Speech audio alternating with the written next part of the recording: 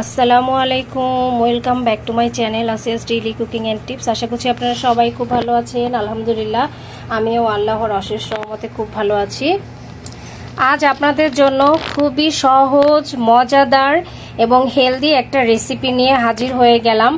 এখানে দেখতে পাচ্ছেন, এখানে আমি এগুলো হচ্ছে মাশরুম। এখানে চিকেনটাকে যেরকম পাতলা পাতলা করে কেটে নিয়েছি, আর এই যে চিংড়িটার আমি এভাবে লেজের কাছে খোসা সহ রেখেছি, আর এখান থেকে রকটা ফেলে দিয়েছি।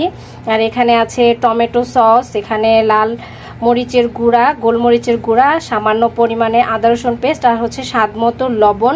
তো আজকে আপনাদেরকে আমি থাই স্যুপটা বাসায় খুব সহজে কিভাবে করা যায় সেই রেসিপিটি আজকে আপনাদেরকে দেখিয়ে দিচ্ছি। আর এখানে যেহেতু আমার কাছে থাই আদা নেই, লেমন গ্রাসটা নাই, তাই সেই কারণে আমি এখানে যে থাইয়ের স্যুপ প্যাকেটটা পাওয়া যায় সেটা আমি এখানে ব্যবহার করব।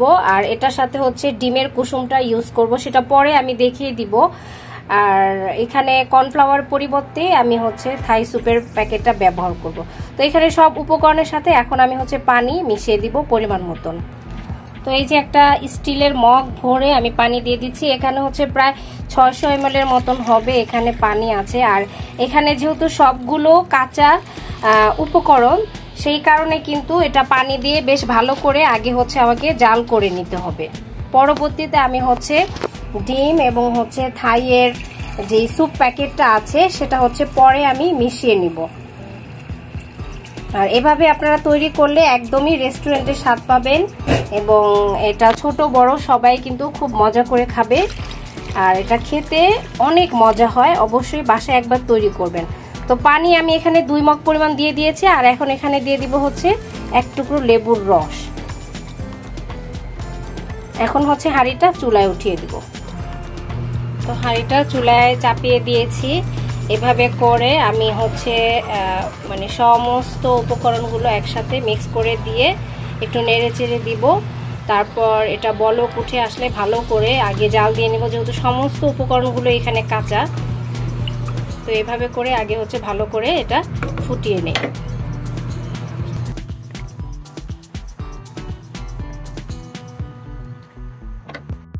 দেখতে পাচ্ছেন স্যুপটা কিন্তু বলক উঠে গিয়েছে। এখন এই পর্যায়ে আমি সামান্য চিনি দিয়ে দিব।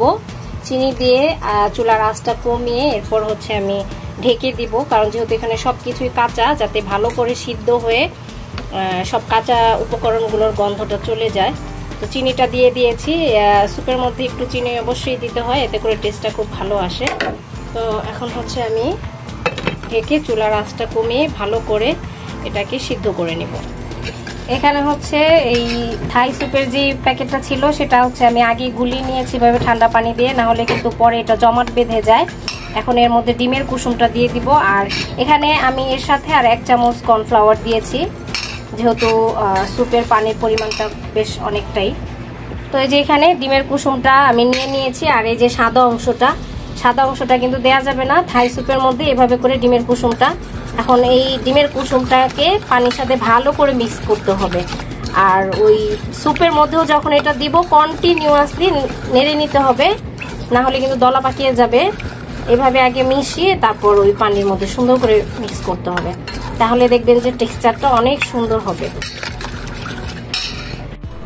তো এখন কিন্তু এই যে মিশ্রণটা দিয়ে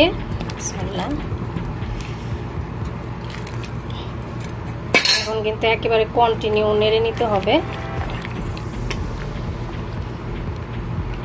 যেহেতু এটা কর্নফ্লাওয়ার ডিম, তাড়াতাড়ি এটা একদম জমে যাবে।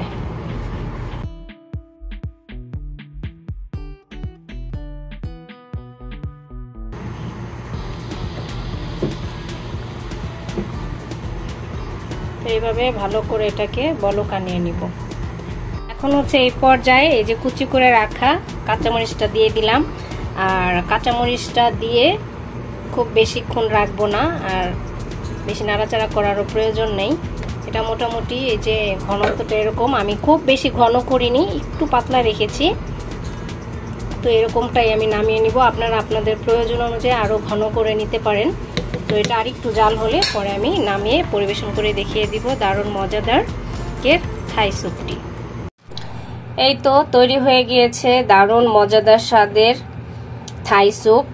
তো দেখুন ধোয়া উঠছে, আর একেবারে প্রন, মাশরুম, এরপর হচ্ছে চিকেনের সমাহার। এটা খেতে এত মজা, ছোট বড় সবাই কিন্তু এটা খুব মজা করে খায়। আপনারা এইভাবে বাসায় তৈরি করে নিতে পারেন, খুব অল্প উপকরণে কিন্তু এত মজাদার একটা স্যুপ, হেলদি স্যুপ আপনারা বাসায় তৈরি করে নিতে পারেন।